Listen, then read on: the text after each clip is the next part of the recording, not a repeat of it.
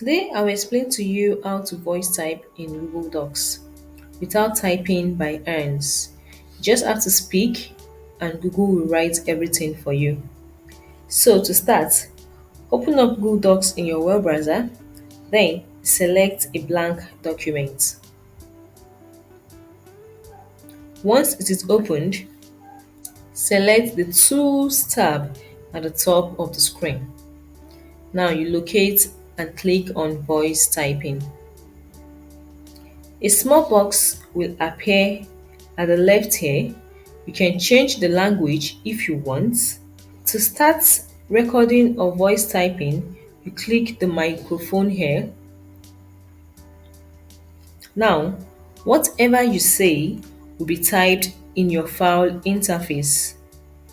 When you're done with the voice typing, you click the microphone icon again to stop recording. Then you click the times button here to close it.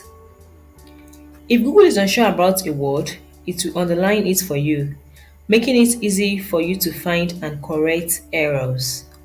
Now, you have successfully voice typed in Google Docs. Hope this helps. Please like and subscribe to the channel for more informative tips. Thanks for watching. See you in the next video. Bye.